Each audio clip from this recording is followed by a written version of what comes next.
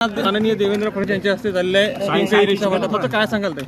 आम्हाला खूप मनापासून आनंद आहे, अभिमान आहे की महिला व बालविकास महायुतीच्या सरकारच्या माध्यमातून आदरणीय लोकप्रिय मुख्यमंत्री देवेंद्रजी फडणवीस साहेब, उपमुख्यमंत्री एकनाथ शिंदे साहेब आणि उपमुख्यमंत्री अजितदादा यांच्या नेतृत्वाखाली जी ही योजना आपण महत्त्वाकांक्षी आणली त्याच्या पहिल्या टप्प्यातील वितरण सोहळा आज आदरणीय मुख्यमंत्री देवेंद्र फडणवीस साहेबांच्या उपस्थितीमध्ये त्यांच्या हस्ते पार पडला।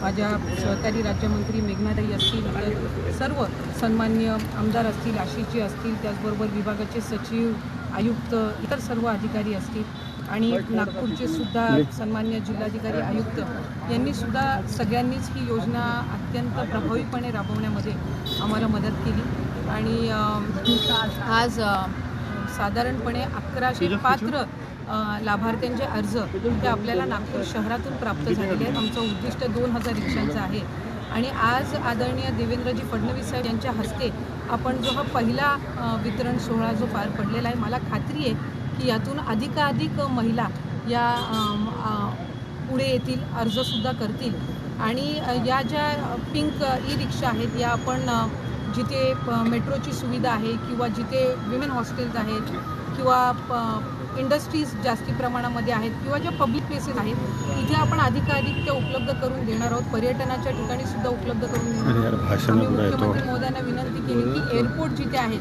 तिथे सुद्धा ही सुविधा ही उपलब्ध करून देण्यात यावी, जेणेकरून अधिकाधिक महिलांना रोजगार मिळेल, पण त्याचबरोबर महिला ज्या प्रवास करतील त्याच्यातून त्यांनाही आणखीन सुरक्षता त्याच्यातून जाणवेल आणि आज ज्या महिलांना ज्या पहिल्या टप्प्यामध्ये या पिंक ई रिक्षाच्या लाभार्थी ठरलेल्या आहेत, आमच्या सगळ्यांच्याच वतीने मी त्यांना खूप खूप शुभेच्छा। राज्यातील कोणकोणत्या जिल्ह्यामध्ये ई रिक्षा वाटप होणार आहे आणि एकूण किती ई रिक्षा वाटप या योजनेच्या माध्यमातून राज्यभरात केले? साधारणपणे सगळ्यात ज्या महानगरपालिका आहेत तिथे आपण या पिंक ई रिक्षा ज्या आहेत त्या उपलब्ध करून देणार आहोत आणि आम्ही पुढच्या 6 महिन्यामध्ये किमान 5000 किमान म्हणजे वर्षामध्ये तर 10,000चं उद्दिष्ट आहे, पण किमान 5000 ई रिक्षा ज्या आहेत त्या पहिल्या या 6 महिन्याच्या टप्प्यामध्ये आम्ही महानगरपालिका क्षेत्रामध्ये उपलब्ध करून देतो। उद्या पुण्याला अजितदादांच्या हस्ते सुद्धा वितरण सोहळ्याचा कार्यक्रम आहे। त्याचबरोबर पुढच्या कालावधीमध्ये ज्या महानगरपालिका आहेत जिथे पात्र अर्ज आलेले आहेत तिथे सुद्धा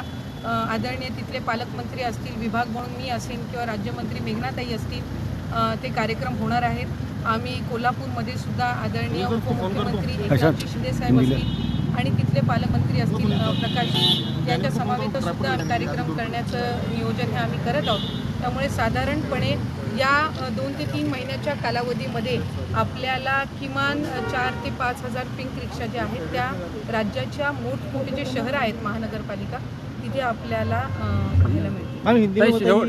शेवटचा राजकीय प्रश्न राज ठाकरे उद्धव ठाकरे एकत्रित अशी चर्चा होती। आमच्या सर्व वरिष्ठ नेत्यांनी त्या संदर्भातल्या ज्या प्रतिक्रिया आहेत त्या दिलेल्या आहेत, त्यामुळे आम्ही अधिक काही त्याच्याबाबत बोलणं हे मी उचित समझता हूं। हिंदी में बताइए ई रिक्शा वाटप जो किया वाला उसके बाद हिंदी में पिंक ई रिक्शा जो है वो हम महिलाओं के लिए उपलब्ध कर रहे हैं और आज उसका फर्स्ट इनॉग्रेशन जो सेरेमनी है वो हमारे लोकप्रिय मुख्यमंत्री देवेंद्र फडणवीस सर उनके उपस्थिति में हमने किया है। मेरी राज्यमंत्री मेघनाताई भी है, यहाँ के जो MLA है आशीष जी है, हमारे विभाग के जो सचिव हैं, आयुक्त हैं, वो हमने सब यहाँ पे ये प्रोग्राम हमने किया है और हमें बेहद खुशी है कि जो पिंक ई रिक्शा योजना है जब महायुति की सरकार ने लाई थी तो बहुत अच्छा उससे रिस्पॉन्स मिला था और आज हमने पहले फेज़ में हम आगे के ये 3-4 महीनों में तकरीबन 4 से 5,000 जो महिलाएं हैं वो पिंक रिक्शा आपको पिंक ई रिक्शा चलाते हुए आपको दिखाई देंगी। कितने राज्यों में ये बांटने वाले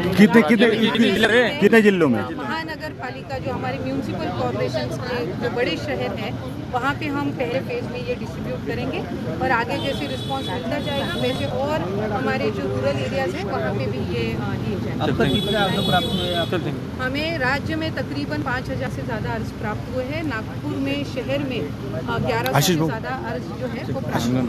थैंक यू।